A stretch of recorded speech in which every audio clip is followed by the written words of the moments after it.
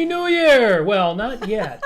Let's see. In the +4 time zone, maybe in Puerto Rico. Who else is in +4 out there? Happy New Year in 60 seconds. Folks, we could not resist going live. It's New Year's Eve. Here we are. Here we are. Now, our friends in Europe, some of whom are in the chat, I see. Happy New Year! Thank you. Whoop, get a little echo there. And we're glad you are here, but it's already the new year for you. You're way ahead, man. I feel so far behind. You guys are way ahead of us. You're living in the future. You're living in the future. That's amazing. How does that even work? It's that whole Ayn Rand philosophy thing about living in the future. Yeah. Chandler says 4 hours to go. So way on the West Coast there. Living the high life in California, living the high taxes in California, but still worth it if that is your thing. Here we go. The clock says 50. So 10, 9, whoever's in that +4 time zone. 6, 5, 4. Can I count backward? 3, 2, 1. Happy New Year, Puerto Rico. Happy New Year, Brazil. Happy New Year. Whoever is in that zone, I think that deserves a kiss. Thank you, ma'am. Happy New Year, Antarctica. But we, here in the Eastern time zone, New York City, Detroit, Michigan, Florida, where much of my family is, so I'm not going to say anything bad about Florida. We still got 1 hour to go. Out on the West Coast, Chandler says he's got 4 hours to go. The whole United States is way behind Europe. No wonder Europe is so far ahead of us in so many ways. But seriously, folks, thank you for joining us. Let me know in the chat if the audio is good. We're using, as you might imagine, an entirely different setup tonight. So let me bring up the chat on a separate window. I'm going to bring up the Facebook chat here. Everything is different tonight. So, folks, let us know in the chat. How are you doing? Those of you who have already celebrated your New Year's Eve, and those of you who've still got it to come, would love to know what you're up to. Some of you might be like us. You know, last year we went out. Big party, big to-do. It was fun. It was an 80s versus 90s party at the Magic Bag just outside the city of Detroit. Well, this year we're like, nah, let's stay in. Yeah, we stayed in. We really made the most of it. We were very, very busy cooking dinner and making desserts. And, what did we have for dinner? Well, you posted some of it online.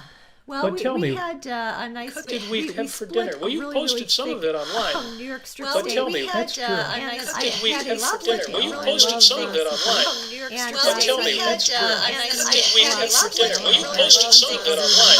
But tell me, that's true. What did we have for dinner? Well, you posted some of it online. Why do I? But tell me, that's true. What did we have for dinner? Well, you posted some of it online. But tell me, that's true. What did we have for dinner? Well, you posted some of it online. And we had mashed potatoes. It was really great. And I had extra sour cream on it. For good luck in the new year. And then I made some broccoli, which is okay. Broccoli's all right. It's one of those things like, it's like the broccoli angel on your shoulder. And well, it's a preview of things to come. Devil on your shoulder, which is... That was interesting. It was the ghost. Oh, I see what's happening there. I'm moving my chair and the microphone is falling over. Why would that be? Is there a wire? No, it's not a wire. Oh, it's the carpet that they're both It's the New Year's ghosts, everybody.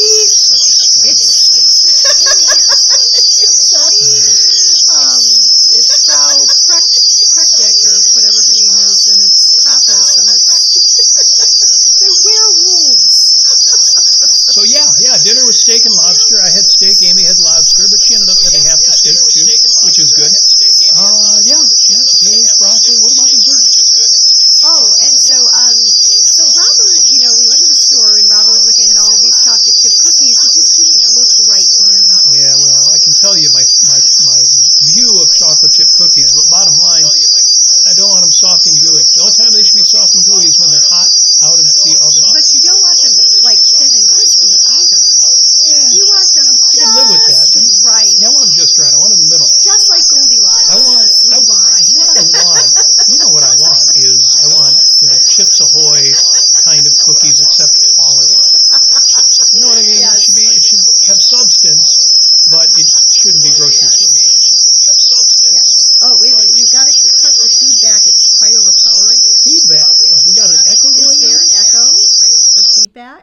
I see. That's weird. Try that. Tell me if that fixed it for you.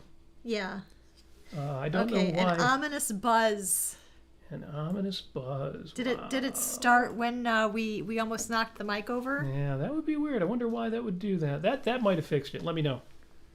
Let me know if that's straight. It's fixed. Yay! Thank you, Chandler. Well, Chandler, I really miss you. I miss hanging out with you. I hope you're doing really well. I hope all of your issues have been resolved, or they will be in the new year. I'm sure life is treating Chandler well, because Chandler's treating life well. I hope you keep writing rap songs, because I love the one that you did. Well, that's why I trust his advice on audio, because he knows about audio. Because he's a rap singer. He knows how a mic works. Yes, you're on the mic. Darn right. Speaking of being on the mic, yeah. We were just singing karaoke. I sang, Robert helped me sing 3 songs. Dreams by the Cranberries, which is really lovely. Well, yeah, that you did on your own, and you did a great job on that one. Thank you very much. It's my favorite. I don't know, everybody wants to do Zombie by the Cranberries, and I'm like, they did Dreams, they did Linger, they did these beautiful songs. Zombie? Nah. It's okay for Halloween, I guess.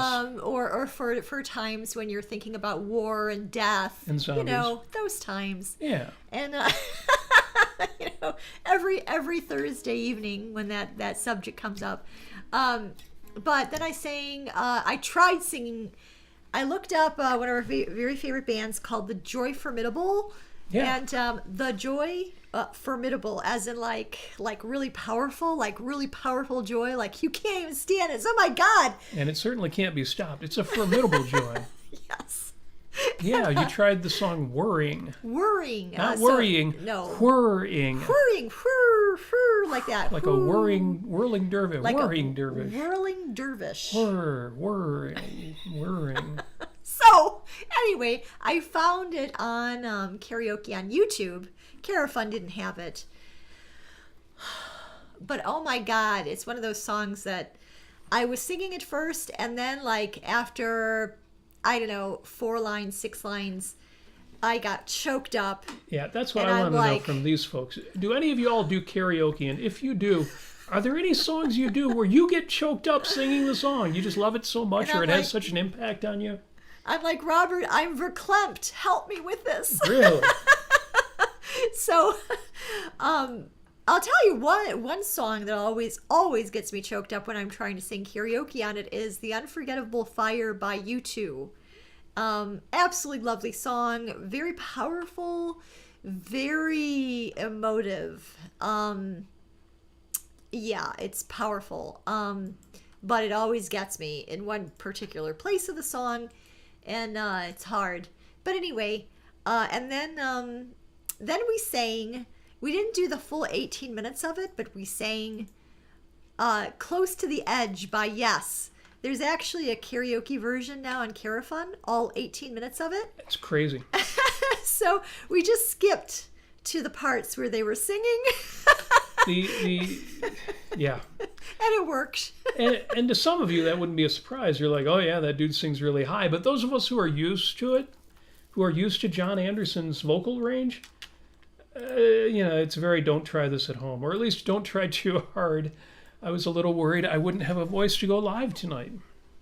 But we bounced back. That's right. Oh my gosh,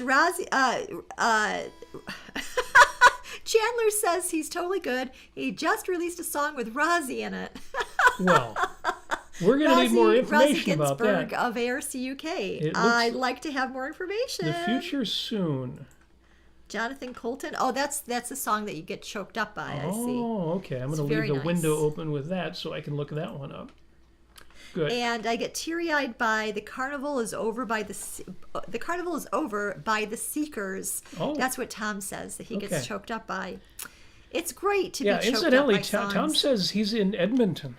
Oh, how nice. And he's got 3 hours to go in Edmonton, Alberta. So 1 hour before California. We know people in Edmonton, Alberta. Yes. I don't remember. Who do we know in Edmonton, Alberta? Well, I think Stephanie lives there. Really? I think maybe not Stephanie. Maybe she's more east. But yeah, there are a lot of people in Toronto that we know. Tom will know. Who else would they know who lives in that time zone, the mountain time zone? Oh. and we're getting somebody to say, "Hey, we're going to bed now. Happy New Year." I wonder what would happen. What would happen if we accepted a video chat? We probably shouldn't ambush her that way because she might not want to know that she is live around the world. So Here, maybe okay, I'm back. Maybe you can handle that more discreetly there. No. I'll just I'll text them. Okay. Well, yeah, we should say Happy New Year to family. Yes. Absolutely. Maybe I can do that discreetly. Let's think about that I'll just as say we go here. Happy New Year. But yeah, I want to know about the rap song here that Chandler mentioned. Now, did Rozzy perform in this, or did you use sound clips from Rozzy? Or oh yeah, hold on. Rozzy does not perform in the song. He has been asking me to put him in a song for years, so I name dropped. Oh, okay. Where do we find that? Where do we follow you for that kind of fun? Let us know, please. And yeah, let me send my daughter a link to this show that's going on live, so she knows. We should have known that people were going to be calling us. That's adorable. Yeah, as long as it's not an emergency, that would be bad. But we'll see. So, said the Cat in the Hat. So. I will show you another good trick that I know.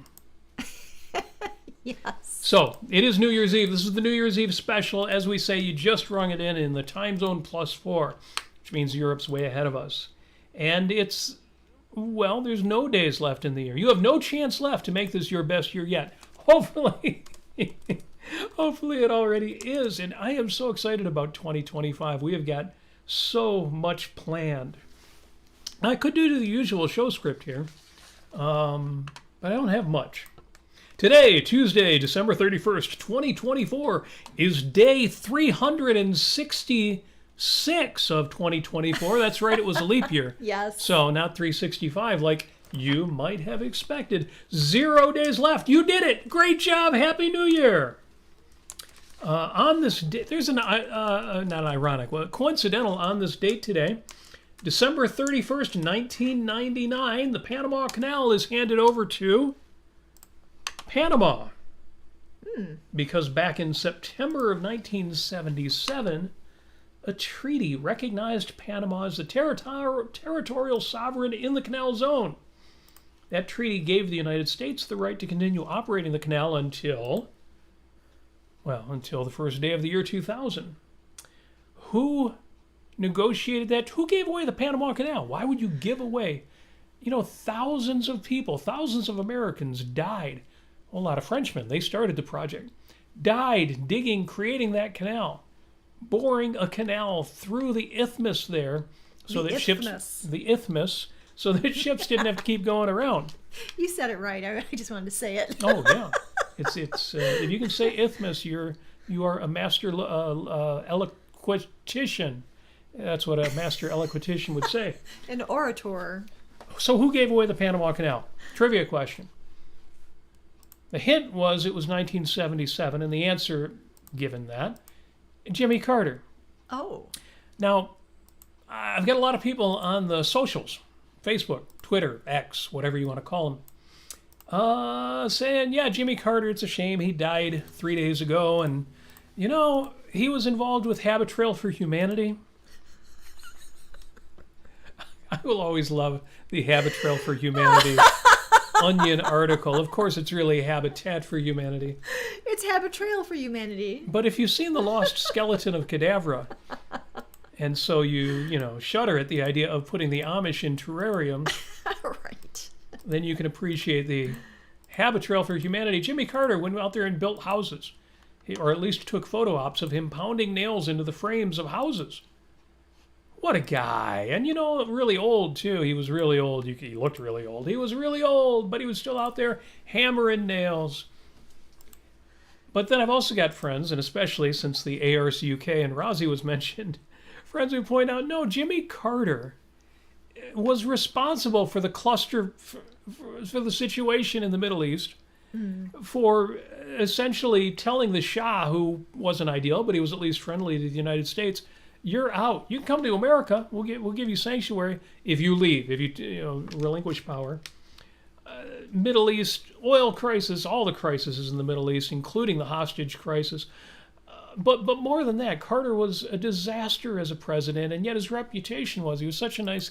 He had that friendly accent, that Georgian accent. He was really, really friendly and nice, and seemed like a real nice guy. So we get reminded of that on this day because on December 31st, New Year's Eve, 1999, the Panama Canal went back to Panama.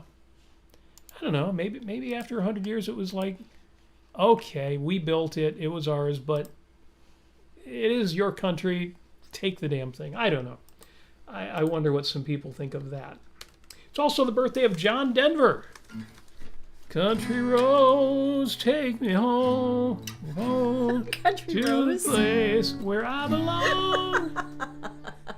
West Virginia. Okay, got it. Okay. Mountain Mama. Mountain Mama. Take me home. We're going to get a copyright strike now. Country roads. We'd have to look up the lyrics. That's all I know of it. Country road. Oh, it's just one road. Yeah. Okay, it's singular. It's a road. Oh, it's not a flower either. I'm one of those plural personalities. No, I didn't say rose.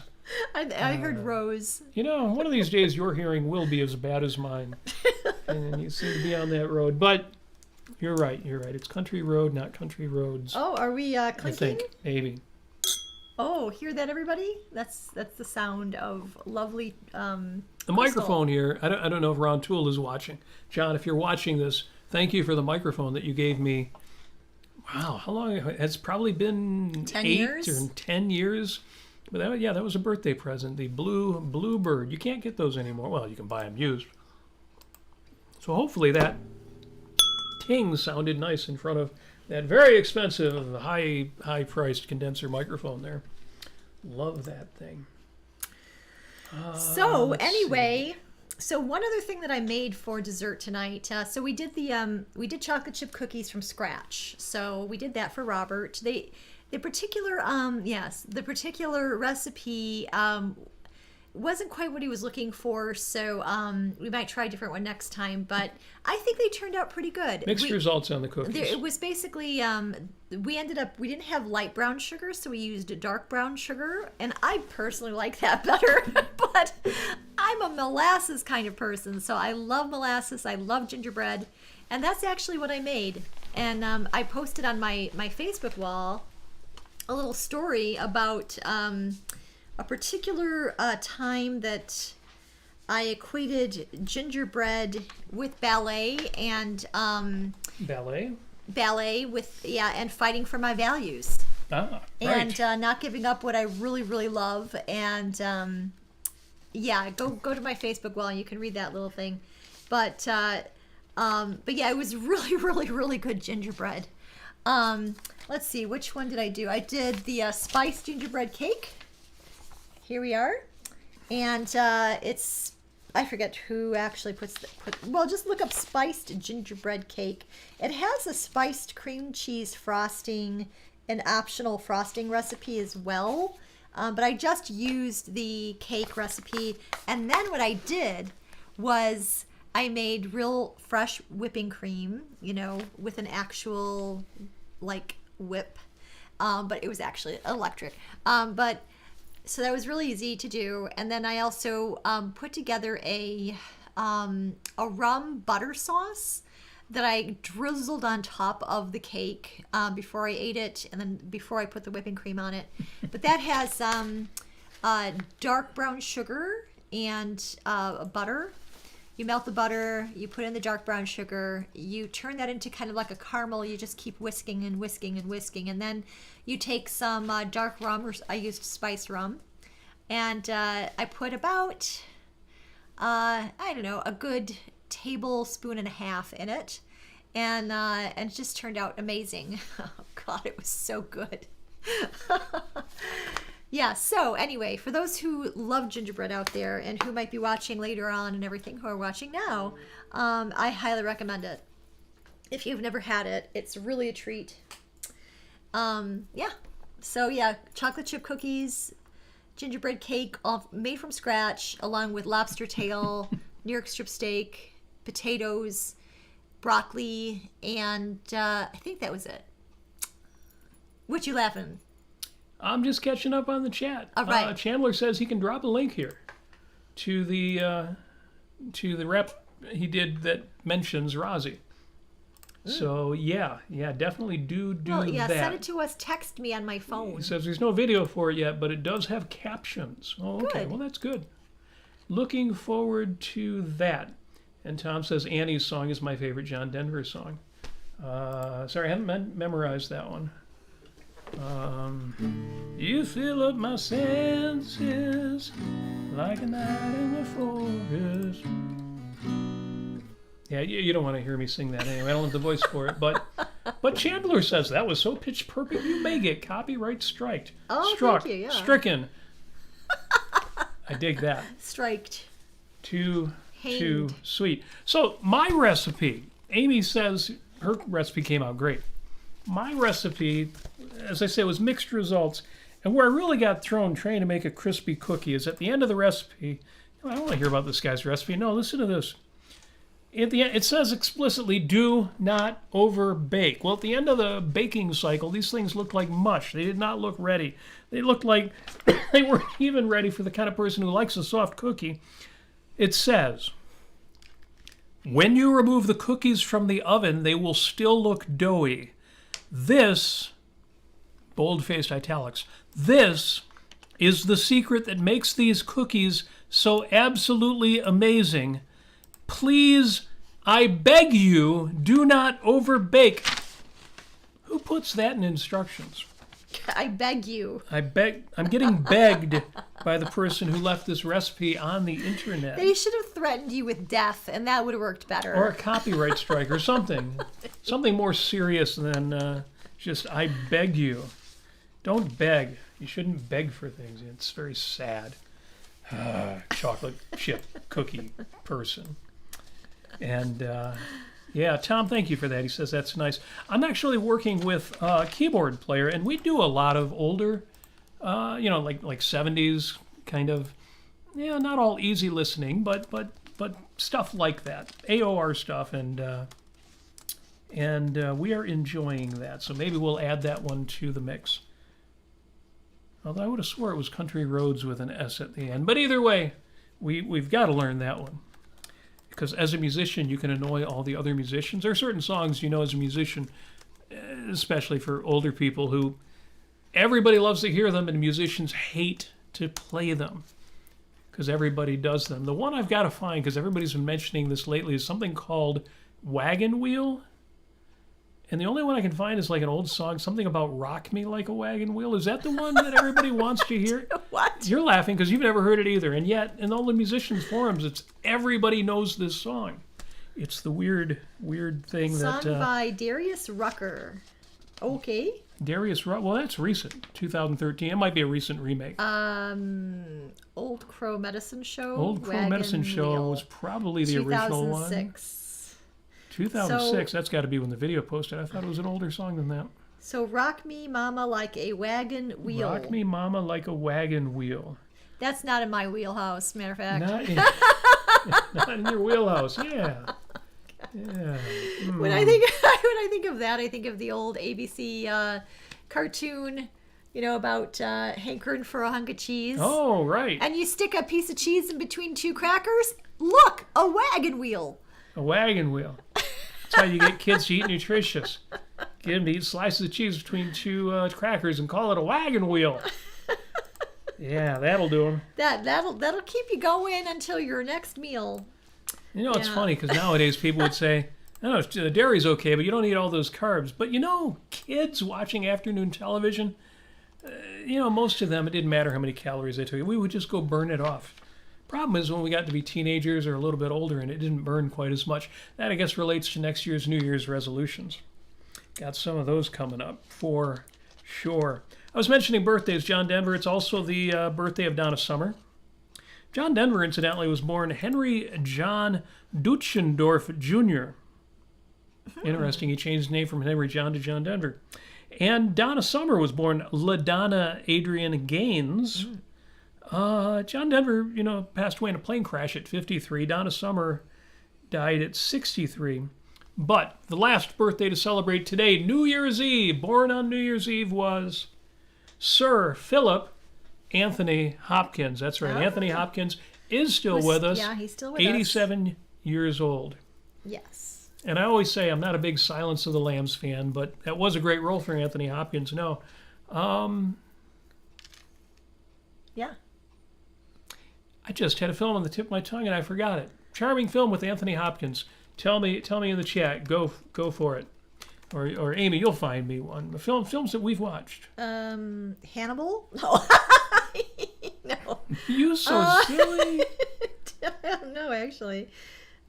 He was in Mask of Zorro. He was in Mask of Zorro. There you go. Watch Mask of Zorro instead. We should watch that again. I remember thinking, this is, it's Antonio Banderas and Catherine Zeta-Jones. Oh, you're like, so good. That's obviously a cash-in. It's just a moneymaker. It's going to be silly. It was lovely. With Anthony Hopkins in it, it turned out to be very charming.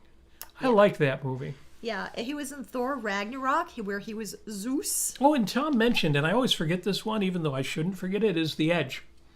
That's another one we should watch again. I know it's more, tension, high tension, action, That's anxiety. That's with the bear, isn't it? Yeah, with the bear. It's the bear, and although the bear doesn't turn out to be the main bad guy. No.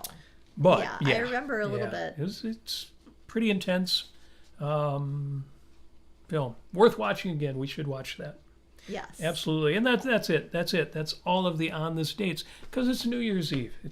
And we're partying. We're celebrating. But we're also thinking about next year. I hope y'all are too. That you're thinking like, we got through this whole year. And there was so much good stuff that happened this year. But we've got a new year lined up. I was looking through some of my notes. And, Hello, John. Hello, John Paquette. John Paquette is in the house, and he also brings up The Edge. Tom brought that up, too. Yeah, we've got to see The Edge again. That was good. And it portrays a businessman as not just a good guy, a moral person, but somebody who is righteously moral and has courage and confidence. And, yeah, it's a good, for a film that takes place in the wilderness, it's very pro-business. I like that. Oh, he says, see the world's fastest Indian. The world's fastest Indian. Is that the one about Indian motorcycles? I think so. Yeah. Jennifer Lionberger has maybe 2 Indian motorcycles at the house. Well, her husband does, I should say, I believe. Yeah, we should, I don't think we've actually seen that. That'd be cool. Yeah, we should check that out. Yeah. Oh, my gosh. I'm so happy that we have some people here with us, watching with us, being with us. I hope you're all, I don't know if not all of you I know are in the Eastern time zone, but it's just really nice. Yes. It's nice to have company. It's nice to have company over, as it were, on a lovely New Year's Eve evening. Yes. And not be out, amongst strangers at some sort of club watching some sort of. So, yeah, with you sitting there, it looks like your hair is on fire. Yeah. It is, matter of fact. Love it. Well, you've always done, some degree of red hair, so. Except in 2010 that was interesting. What? Well, we met in the 90s, in the middle of the 1990s. 1994. And when we met, you dark-haired lady, you weren't going red at the time. Yeah. You kept your hair dark. And the one thing you would never do is go blonde. Well. And neither would I.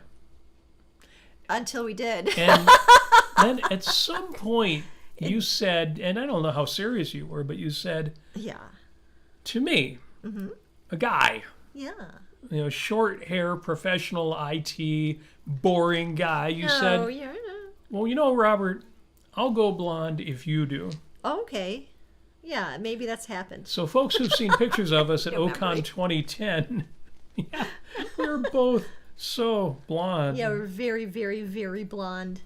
And it was nice. It was actually kind of cool. I think people treated me a little bit differently. They do treat you different when you're blonde. They treat me like everything's just kind of casual. They expect you to have more fun. Blondes have more fun. And I don't look like I'm judging them constantly.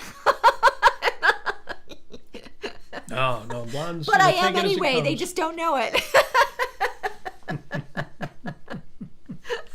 It is true, though. I mean, there's some sort of psychological thing about it. For me, though, I didn't ever want to go blonde because I had a bias against blonde women. And just because of how they were portrayed when I was growing up as, as dummies, as big dummies, bimbos or whatever, as manipulative, Gold diggers. Yeah, gold diggers or party girls or, whatever. Remember, pretty girls don't pay. So, and I, like, for instance, I mean, even though I and Rand really loved Farrah Fawcett in Charlie's Angels, that was actually, for both Robert and I, it was funny. We both really, really appreciated Sabrina, who was the brunette, very, very smart angel in Charlie's Angels. Yeah, I always went for the smart girls. Yeah. Yeah. Marianne versus Ginger. Right. Shirley as opposed to Laverne. Yeah. Yeah. Yeah, even Janet over Chrissy. Three's Company. Yeah. Oh, yes. Janet over Chrissy. Yes, that's Shirley absolutely. over Laverne. Mm-hmm. Yeah. My nerd side. Let us know if you found that as well. I don't know. You don't have to have a bias against blonde women, but it's interesting. I don't know. Chandler says blondes can be into punk rock. That's true. Name one? Well, there's Blondie. There's Blondie, of course. And Blondie was punk Debbie rock Harry, sometimes. yeah. She was certainly new wave, but she was borderline punk, some of that stuff. Yeah, there were a lot of blonde women, women who had blonde hair in punk rock. Not a lot though, but yeah, I wouldn't call them bimbos though. Tom's going back a ways. He says Betty over Veronica. Oh, there you go. Very good. That's a good point. Good point. But yeah, hard to go wrong with Debbie Harry. We saw Debbie Harry not this year but last year live. Yeah, she's still rocking standing out on stage. Yeah, she's not sitting and singing. Yeah, she's standing and singing. She's tuning down a bit. She's bringing everything down a few semitones. But she's still out there rock and rolling, yes. and I can respect that. Yeah. And she didn't tune everything down as much as Brian Ferry of Roxy Music. Oh my God. He's kind of set the standard for it. When you detune everything this low, you've gone too far. That was hard to hear, hard to enjoy. I don't know. Tell us in the chat if you notice, if you see a band that you really love and they've gotten older, and you go out to their concert and you're like, why does the song sound so low in the key? Yeah, I don't mind it being slower. I mean, I don't like it being slower, but I don't mind that much if it's slower. But then to also play it in a wholly different key, much lower than the original. And again, not a semitone. Like John Anderson right now is singing everything a semitone lower. He'll do Awaken a full tone lower. And even that is a little distracting to me. But to really throttle these things down, like there was a song he took from D down to A. 4 tones. Oh, 4 tones? Yeah. Well, D, C, B, A. And then, what are the semitones for that? D, C sharp, C, B, B flat, A. So 5 semitones. Mm. Why did I have to count that? It's late. And I've been drinking. I've been drinking with you good people. Let's just ding that. Oh, the microphone there again. So nice. By the way, these are the flutes, the champagne flutes we actually used at our wedding in the year 2000. In the year 2025. Robert and Amy Nasir, November 25th, 2000. Oh my gosh. And we haven't broken either one yet. Yeah, let's try not to break them. I was just going to say. Could be the best glasses we've got. They really are, actually. Yes. So Tom says, first single he ever bought was Heart of Glass. Blondie's single. Nice. That's good, because the first single I remember ever buying, I'm not certain it was the first one, was Afternoon Delight by the Starland Vocal Band. You actually bought that. I spent money on that. Sky rockets in flight. But when you bought it, did you know what the song was about? I don't know. I mean, I knew what it was about, but I didn't know. I don't know if I got the direct references. Okay. The double entendres, skyrockets in flight. People talk about you just kiss someone and you see fireworks. That's right. That's right. What else was in flight during their romance? I might not have known at that age. It's a lovely song. You don't have to go down to the sewer with it. It's a lovely song. That's right. Robert's going to sing it now. I wouldn't even know. Actually, I don't know what key that one's in. I just like having a guitar in my lap. John says, jazz singers always stay in the same key. They just bring the high notes down an octave. I have actually said before, I don't mind if they do that or if a singer does that. Or even if they modify the melody to make those few highest notes down. Just go with a harmony with a couple of lines. Leave it in the same key. Don't change. So, yeah. It's frustrating because I know a lot of musicians and maybe some lay people too who don't care. You sing a song in an entirely different key as long as the relative pitches are the same, they don't care. And I'm like, how do you not hear the difference? Oh, it sounds good to me. So, different strokes. Oh, I never actually saw that television series. But yeah, it's weird. I grew up with that in the 80s. Yeah. I love that time, by the way. That's very, very... Is this from the 80s, or did you just buy this recently? I don't remember if this is a recent purchase or if this actually came from my time back in the Reagan decade, the last decade of optimism. But thank you. I'm glad you like it. Yes. It's party time. And isn't that as it should be? Yeah. So anyway, where were we? Ginger Clark says, change key to suit their range. You're right. That's what people do. And I shouldn't. It's not that I hold it against people. I'm not saying, oh, you're doing some terrible thing or you're really lazy or anything. It just happens to be that for me it's a big distraction. It's harder to enjoy a song if it is changed that much. And I've asked online and done polls, and it turns out I'm not the only one, but I'm probably outnumbered. Probably less than 50%. Speaking of the song Afternoon Delight, I just want to say I really appreciate John in the chat on YouTube there, your comments in Robert's post on flirting. Oh, yeah. Because I thought about it like later, and I'm like, boy, people have strange ideas of what we're talking about, and that was kind of weird. Really kind of strange.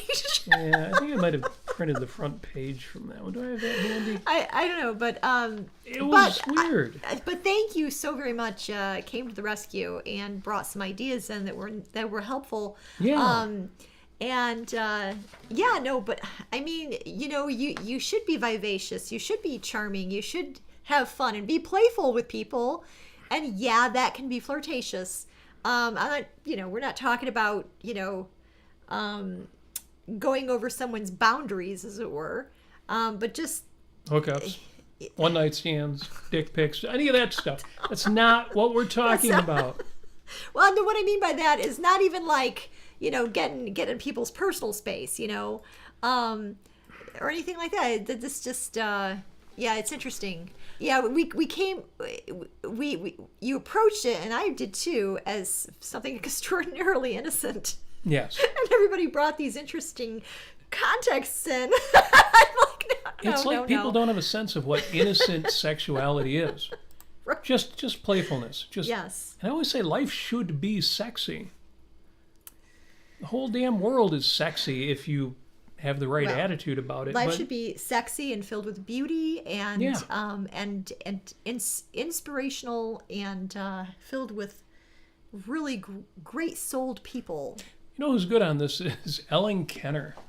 Yeah, she and is it's fun. Good, she even mentions it in her book, The Selfish Path to Romance, but she's talked about it on her radio show as well, which she releases as podcasts.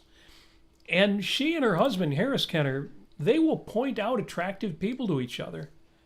And not just, oh, that person looks nice, but, oh, isn't she sexy? Now, if you can do that in conversation with your partner, not only does it suggest a great deal of personal, security, a lack of insecurity, but it's just fun. It's playful. It's.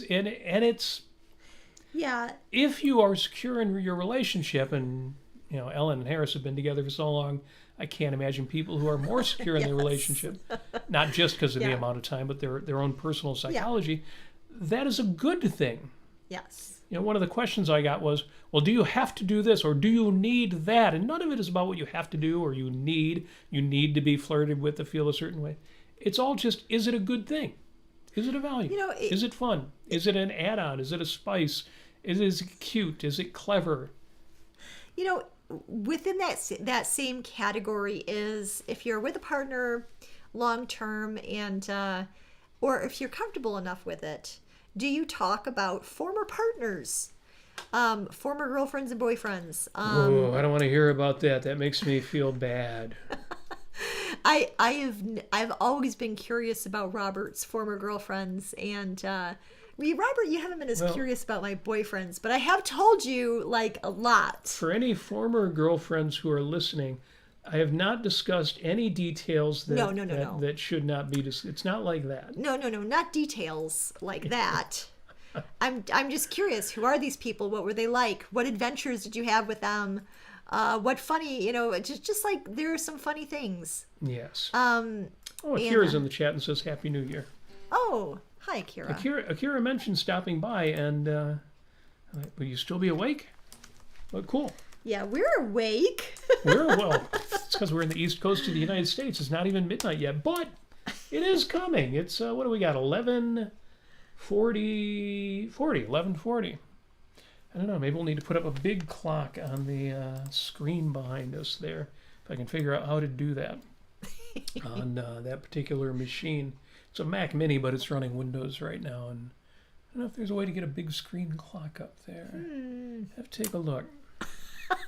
Well, it would be nice if we could get one of those Elon Musk chips in our brains, and we could actually just communicate with our electronics in our home. Hey, computer, put up a clock. Yeah, that's what I need. We're living in the future. Yes. Hey, Narendra's in the chat, and he's already experienced 2025. Narendra, how is 2025? I'd love to know. Yeah, tell us about the future. Tell us. What is the future like? Yeah, I even mentioned in this note about flirting, I know a lot of people want to jump right to, well, if she feels too attractive, she'll be tempted to cheat on me or leave me. And despite the fact that I put that in there and I explained that no, feeling unattractive, unhappy, or insecure is just as much a motivation to stray. Yes. Having lots of guys interested in you might increase the temptation if you're already inclined to cheat. But no, feeling unattractive or, to other people other than your husband, that is more of a temptation than just a lot of guys saying, hey, you sure look good in that dress. Or wolf whistles walking down the street. Yeah. And despite me putting that right in the original post, yeah, a number of answers gave that thing. And one of the guys was kind of cool because he said, I know it makes it seem like I'm insecure, but and I'm like, okay, it's not necessarily that you're insecure. It's just you have a different view of the right way to act in a relationship. And I'm cool with that. There were a lot of people who disagreed with me, and I was totally cool with it, totally understood, was very reasonable. Yes. But John says, don't you dare let my wife think she's attractive. That's my job. I want to just put the little girl meme up there that says, why not both? Right. Yes. Yes. Yeah, but no, that was think of it in, what I wrote also was you can replace the word charming with flirtatious. Right. And you might be able to understand it a little bit better. But yeah, it's really, really important to find people out there who you value and who have a similar sense of life, who's similarly benevolent or positive as you are, and be playful with them and go on adventures and tell them, okay, let's go and have a I don't know, go to the movies with a friend or whatever. By the way, I gotta say, 2024 has been good to me with regard to having friends, girlfriends is what I mean. Friends who are girls, friends who are women. And Yeah, I don't think you've been changing your girlfriends, but you've been appreciating them a lot. Yeah, I have been. And I mean, for a very, very long time, and this is the context of being a philosophical woman, it's really hard to find other philosophical women sometimes. Not so much anymore, but I've been really cultivating good friendships lately, and I'm really, really happy about that. I'd love to keep that going. And my male friends too and everything like that, but it's just for a long time there in the 90s and the early 2000s, it was a bit of a desert. I didn't really have any friends who were of the female persuasion, and it was really kind of, not lonely, but I knew I could have been having a lot more fun. Yeah. So anyway. So I see Narendra says 2025 is the number 9, one short of 10. I assume he's adding the digits. 2 and 0 and 2 and 5 equals 9. It's interesting because Stephen Katz has been posting all sorts of math problems lately, and like difficult ones. And yet they're kind of framed as something where, don't use a calculator, don't look this up on the internet. So I actually like if 2025 is the number 9, just means adding up all the digits, because that I can handle. Yes, I am so looking forward to 2025. I'll tell you, for me personally, and Amy will do some of this too, but that's going to be up to her. It's going to be a boot camp year. It's going to be really hardcore. I can tell you 2024 was great, but it got a little casual. And some evidence for that is the fact that I probably weigh as much as I ever have before. And I got to get slender again because I'm too old not to be. Well. But a lot of other things too, as far as career and finance, a lot of changes to make. No plan to change to the schedule of our Sunday shows, at least not at this point. But other than that, a lot of improvements. Some of them have to do with guitar, playing music. I have been playing with my keyboardist, Mark, and that has been a good thing. And we'll keep that up, but I want to expand it. We need to do some gigs, get out in public. Yes. And also, me personally, I have a few musical goals for what I want to do. And of course, Amy, you and I have talked about doing some O-Rock. Yes. We want to do a rock band with objectivism-oriented music, but not the kind of serious stuff that some people do, but something a little more fun. So, I mean, as you guys, some of you have been following some of my stories from this past year, I've really pushed the envelope. I really put myself into very difficult and uncomfortable situations in a good way, and uncomfortable situations in a creative way at work. I'm very, very, very grateful to have a job in marketing that allowed me to be a bit creative this year. So Robert and I, yesterday? Yeah. We went to the Detroit Institute of Arts, and so I think one of my principles for this past year has been to do things half-assed. And what that means to me is that I'm giving myself permission not to be a perfectionist and to overthink things before I actually act on something, to trust myself that I can actually have standards, even if I do something really, really quickly or make a quick decision on a moment's notice, or, give myself that leeway. I've certainly earned it, and I certainly have the skills for it. And I've really proven myself that this year. I've really proven that to myself, which is really fantastic. So I want to take that same approach into more creative realms. So we went to the Detroit Institute of Arts. I'll just show you this real quick. So last podcast that we did, if you missed that, last Sunday, I had this idea and I followed through with it. And actually Luke Travers was on. Luke Travers, great shout out to him. If you don't know what touching the art means, you need to look it up. You need to get his book, Touching the Art. You need to get his book, Stories in Paint. And it's really, really brought me and Robert and so many of our friends, so many people that we know, a greater appreciation for just still paintings, the ones from, hundreds of years ago. And, you can get so much from paintings. I can get so much from paintings. So that's what we did.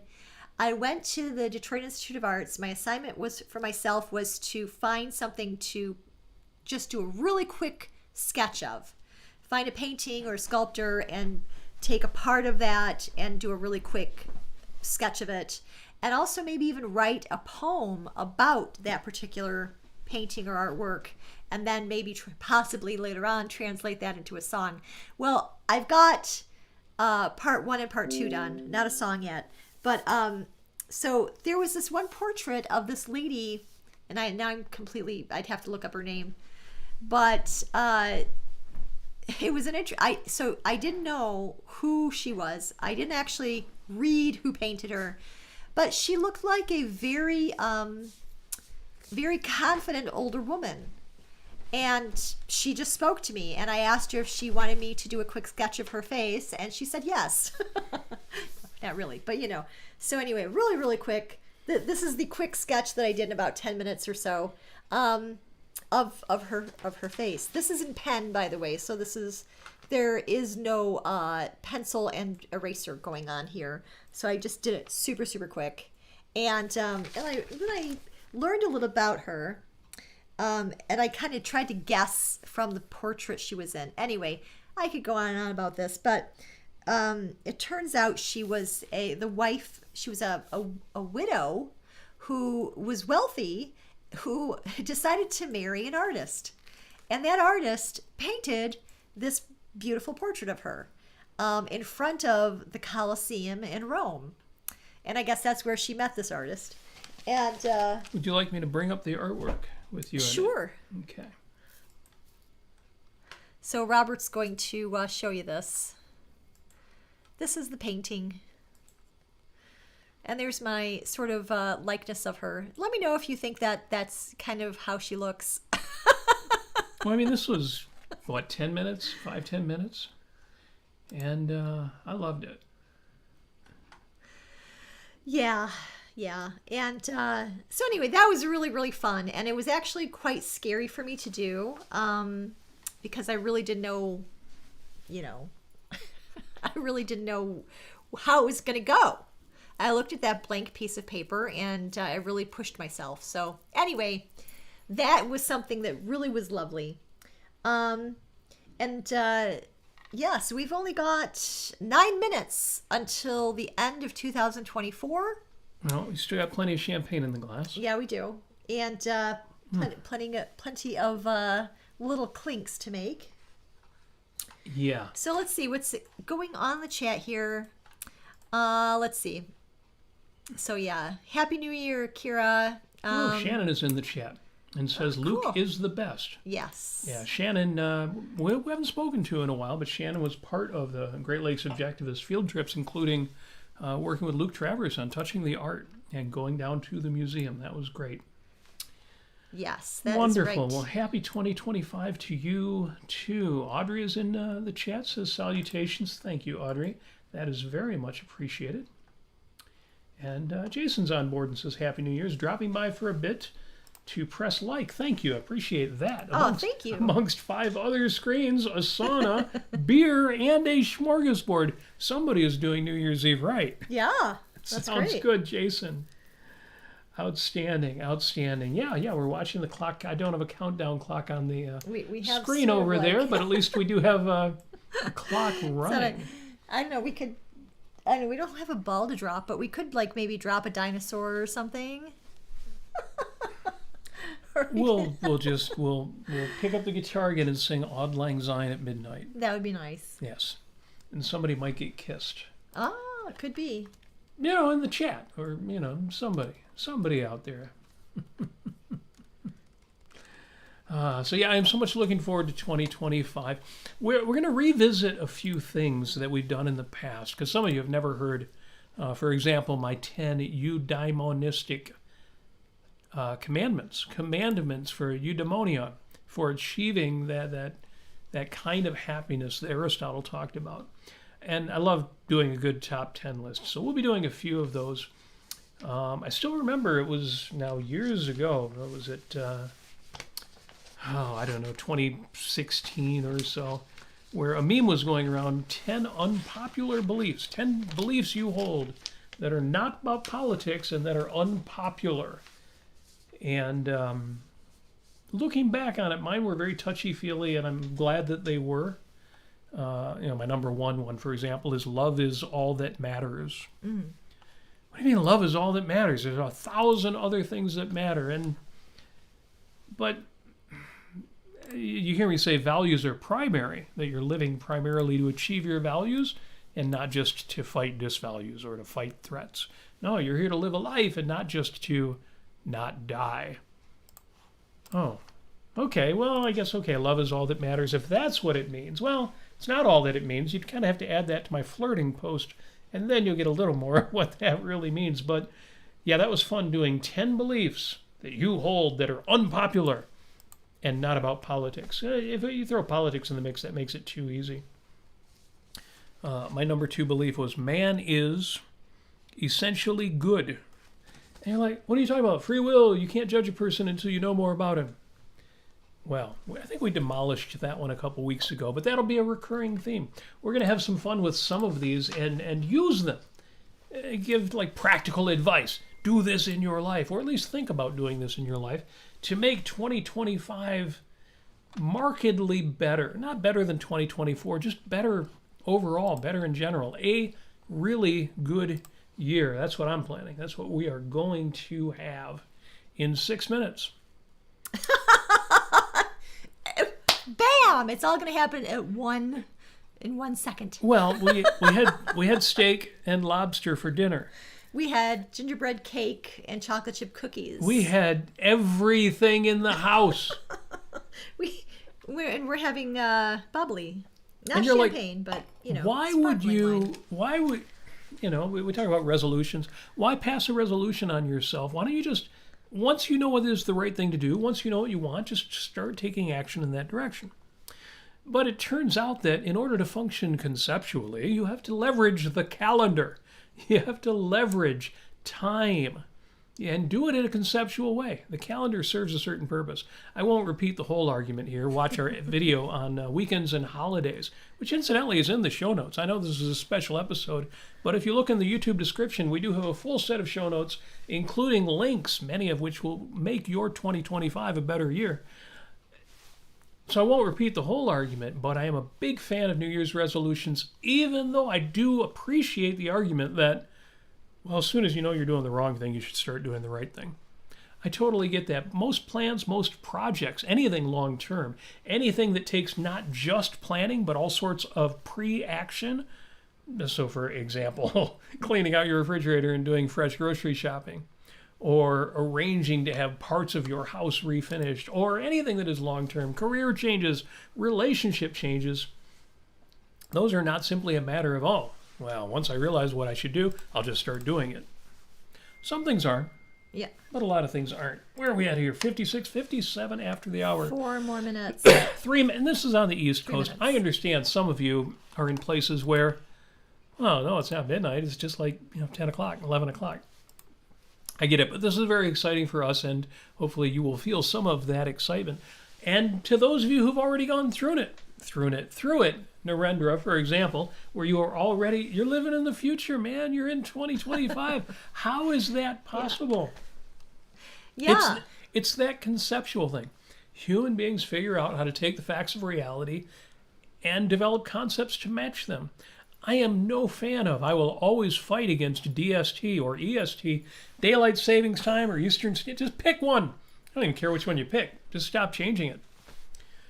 But time zones are amazing. Taking the fact that it's a different time of day just by the sun everywhere on Earth, and then figuring out time zones and making that work. Love, love, love it. I love concepts. I love human ingenuity. Audrey Lee says, you two feasted like kings and queens. We did. Yes. And tomorrow we'll start eating like paupers, except to eat less is actually really expensive because you have to eat better food. Tomorrow I'm going to eat steel-cut oats. Love me some oatmeal, but steel-cut oats, that's the stuff. We have both in the cupboard, different purposes. Yes. Yeah.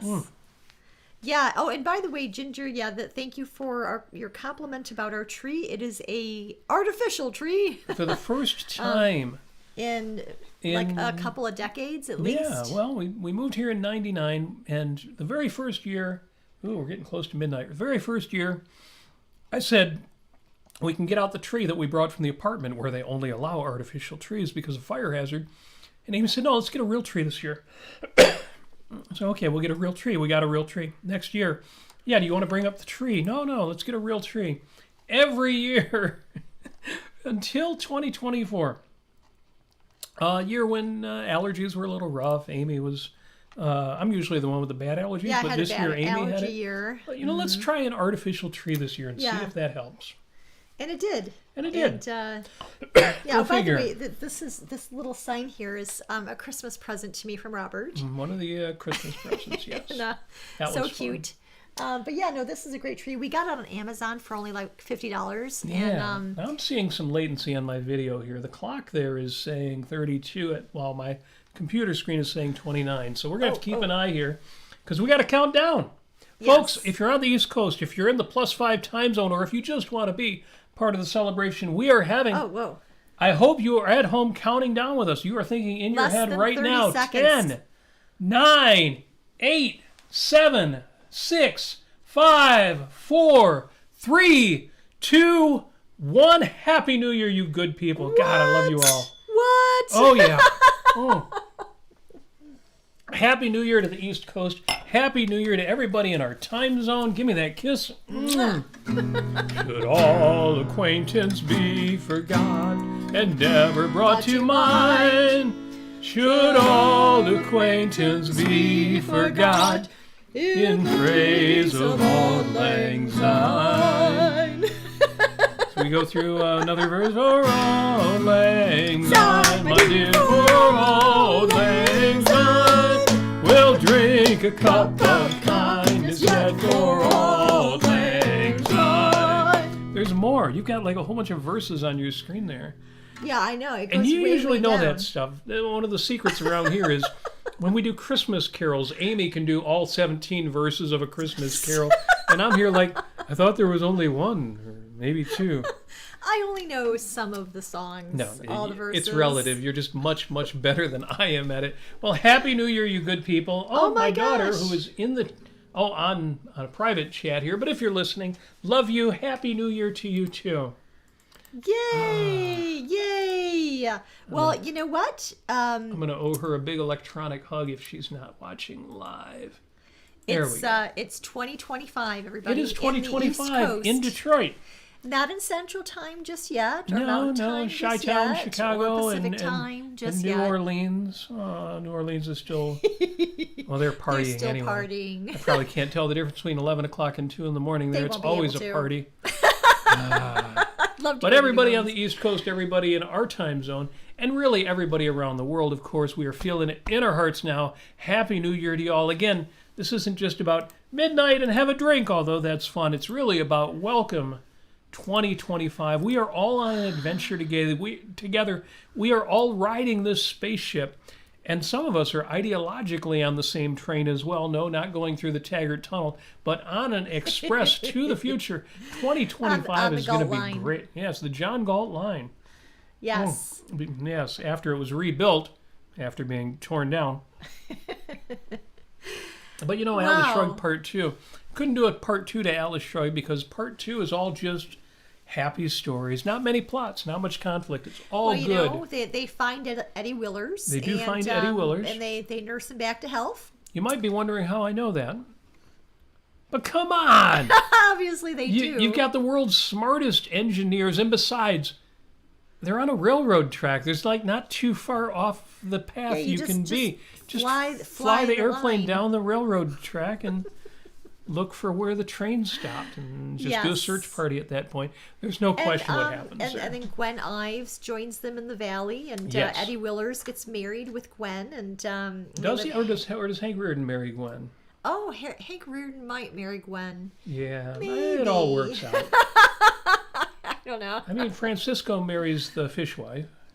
Yes, Yes. that's right. And changes his name not to Francisco, but to Frank O'Connor. Yes.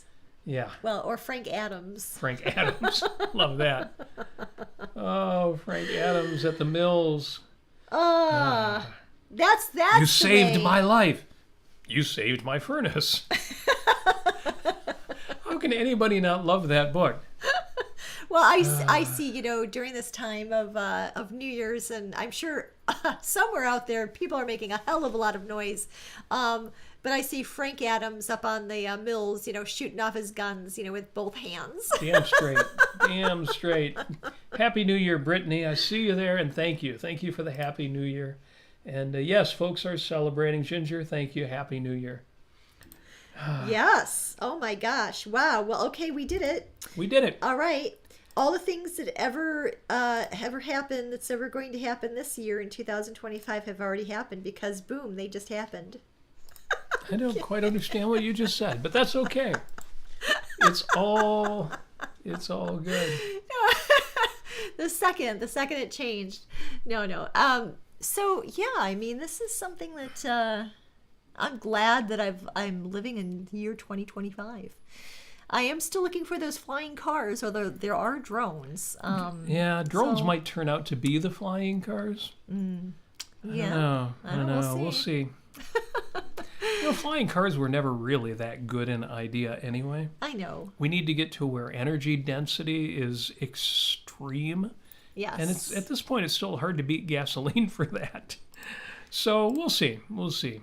I mean, we did a whole episode called Where's My Flying Car? Yeah. And we talked about that a bit. We'll revisit it sometime this year.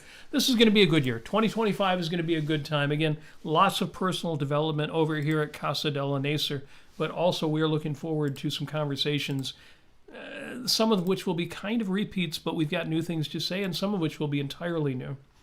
And there will be other news that we're not really in a position to share yet. But good things, good things are on the horizon. Oh my gosh, Matthew from the UK is up at he's 5 up. in the morning. Well. Oh my gosh. Too cool. I don't know. My chat might be running late here. Why am I not seeing that? Let me do a refresh. Yes. There we go. Well, looking good. Yeah, 5 a.m. in London, he says. I sometimes get up at 5 in the morning, but I wouldn't still be up at 5 in the morning. Yes. Too cool. So, folks, one more thing. In this year, in 2025, feel free to reach out to us on the socials. You can use, Messenger. You can, if it's public things you want to say, you can say them right on our news feeds. Our email addresses are public. There's a link to my email on robertnasir.com. You can reach us at 5 Minutes with Robert and Amy Nasir on Facebook. You can go into our Facebook group, 5 Minutes with Robert and Amy Nasir. There are about 20 different ways to reach us. And we would love to hear what people are up to, what's going on with you. Yeah. If you are just got advice you're itching to give that you'd like to share, particularly with our audience or with us directly. Good advice. And if you have questions, if you have any questions at all, and not where we're going to tell you how to live, but anything that you're curious about, wondering about, that you maybe would like to have a second set of eyes on, or a second mind and third mind on. Yeah. Yeah, we're pretty good. Please feel free to reach out. Good with advice. We've been enjoying our friends, and it's interesting because in the past I've always differentiated. Mm-hmm. I've got friends and I've got Facebook friends, or I've got friends and I've got people I know from the internet, and I don't really make that distinction anymore since years and years of seeing people around the world. OCon, for example, and the Ayn Rand Con, going to London and meeting people, including Matthew in the chat there. Yes. Going to OCons, meeting people like Chandler, meeting all of you. We met John. Good people. John Paquette. Yes. Mm-hmm.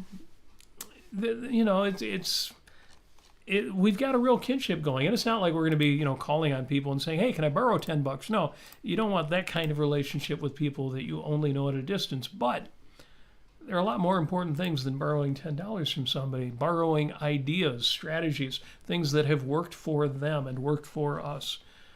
Let's kinship, kindred spirits. Let's trade some good ideas in year 2025. So, can we call it 25 instead of 2025? I don't know. Can we just shorten it? Well, back in 25. Well, I remember when I was growing up, in the 1970s, you wouldn't call it the 1970s, or you just call it the 70s. Yeah, we just, and back in 72.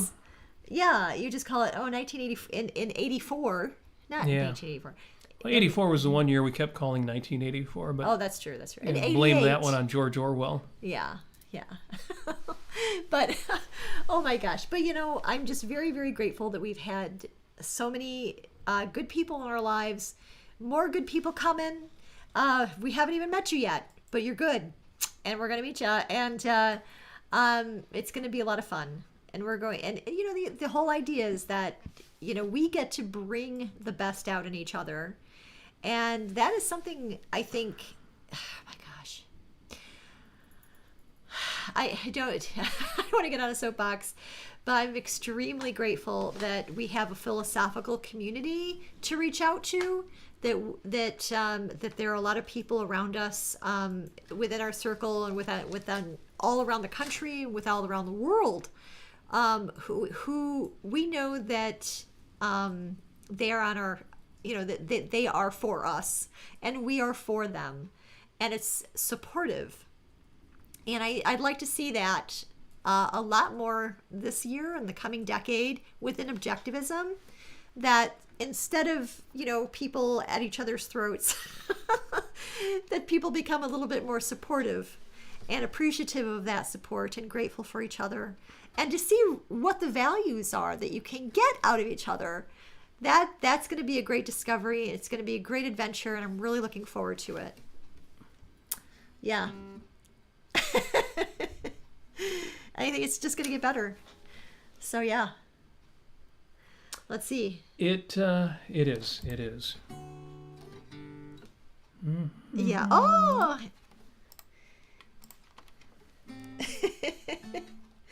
Let's see. I think it's wait, is that Mark? That is Mark. Oh, hey Mark. That Happy is New Mark. Year. Yeah.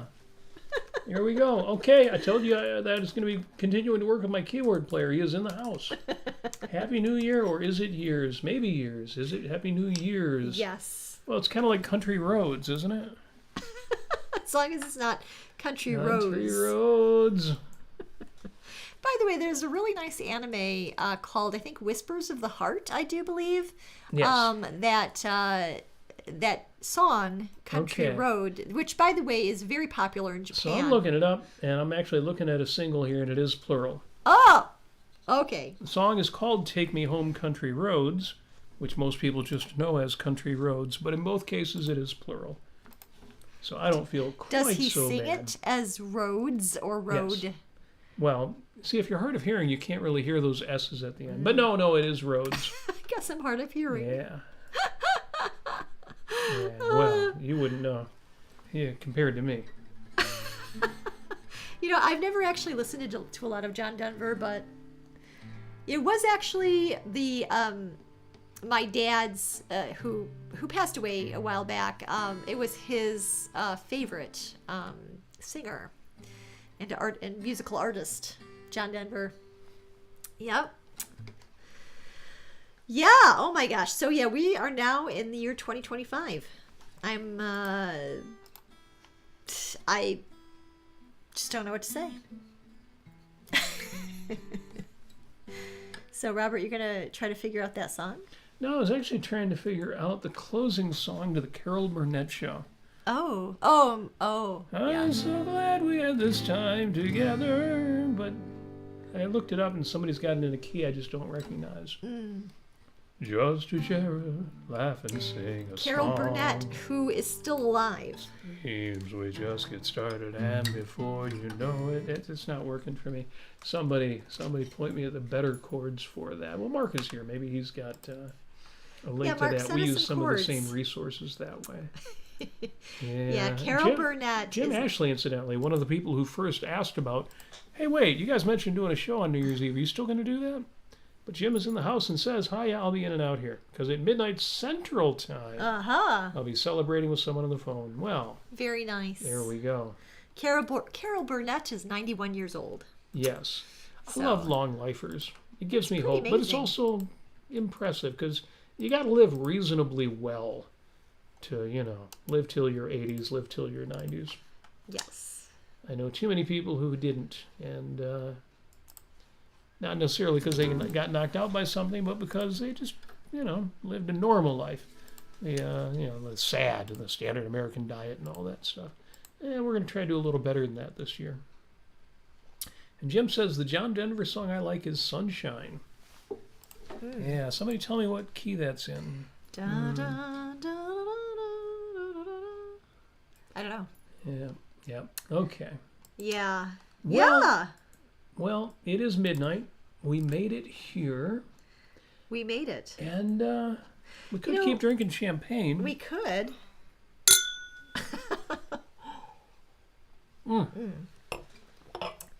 We're drinking on our podcast, and Jim Ashley is not giving his full attention to us. Aw. That's a good point. Yeah, he came late. He missed some of the drinking.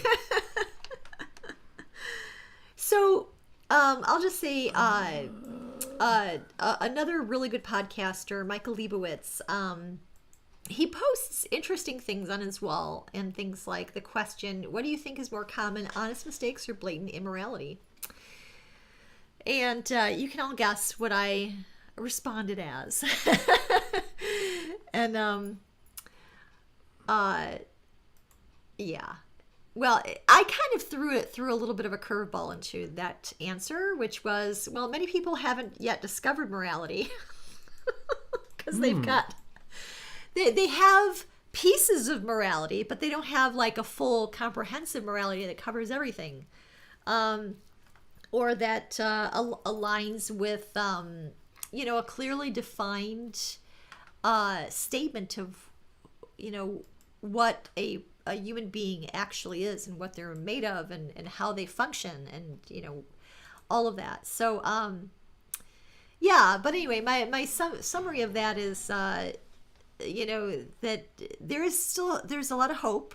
People are still seeking moral answers and asking moral questions, especially in like terms of self-help contexts and a lot of things that they're getting out of psychology, a lot of the better psychology, cognitive behavioral therapy and all.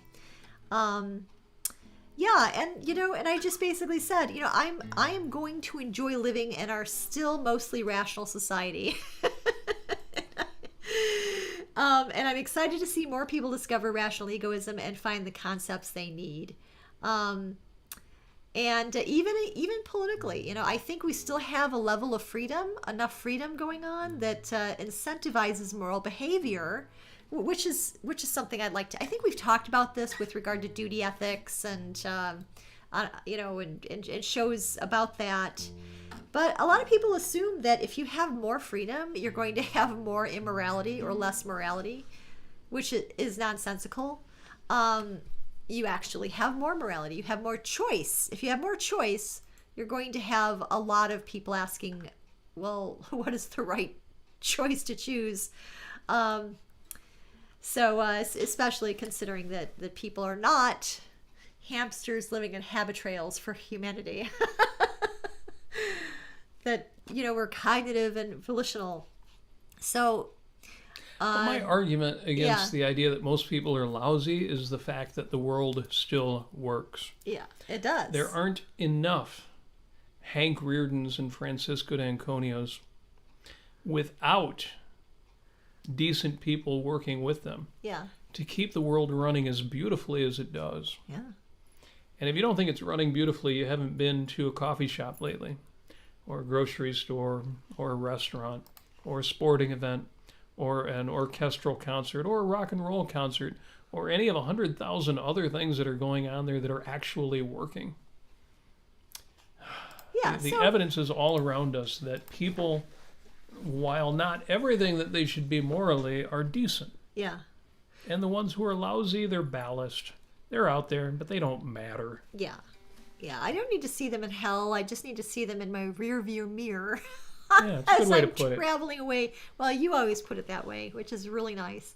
And I wrote, I will keep enjoying everyone I associate with at work, at dance, my flamenco dance, at playing music, on our podcast, of course, on all my Facebook friends, in the bunny universe, which I think some of you know.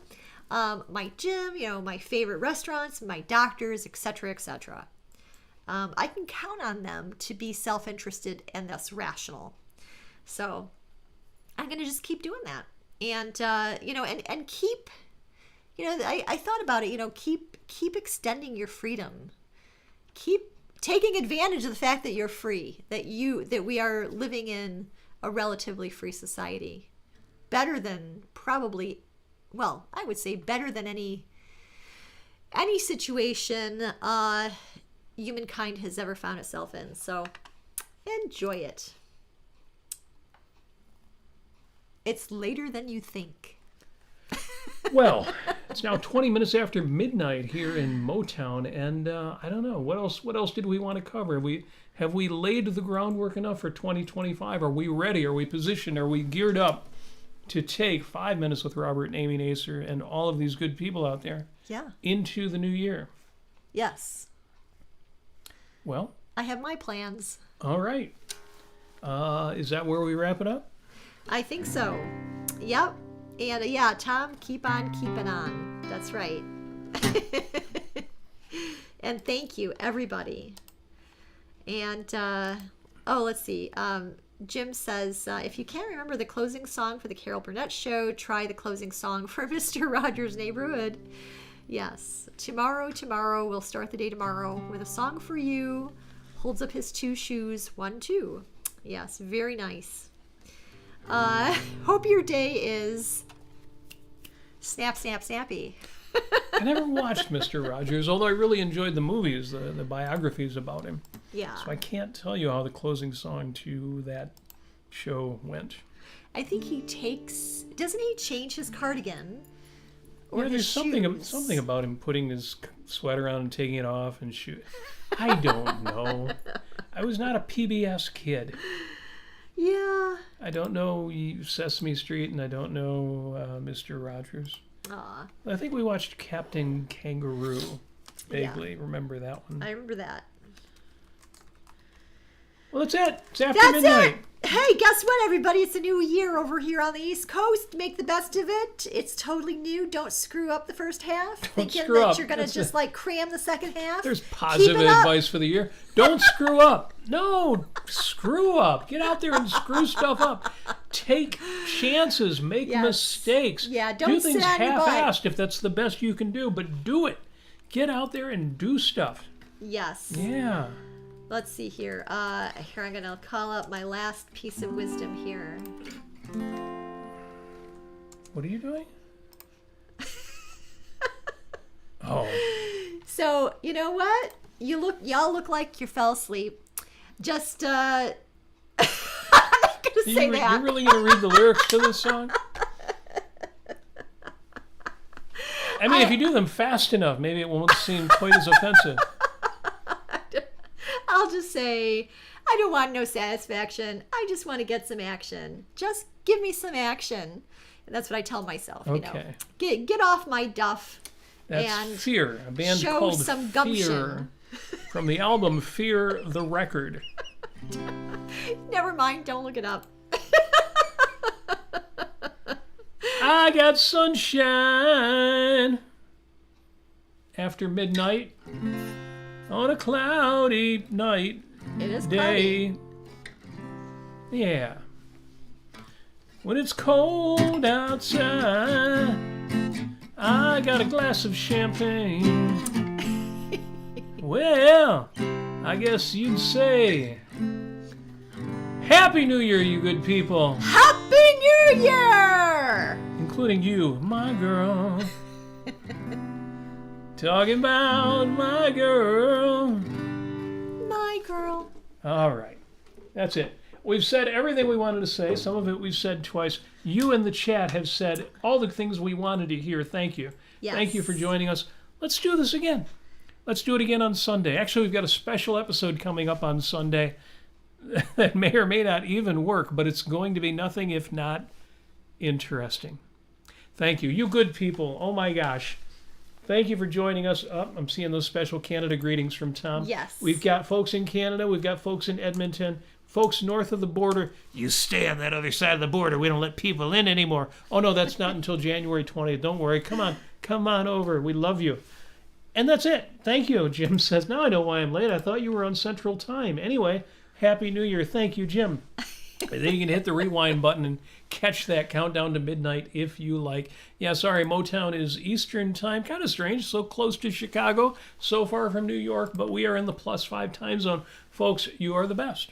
You're just the best. You are the people staying up late, people coming to us before their celebrations on the West Coast, people in Europe where it's 5 a.m. in the morning, or the other part of Europe where it's 6 a.m. in the morning.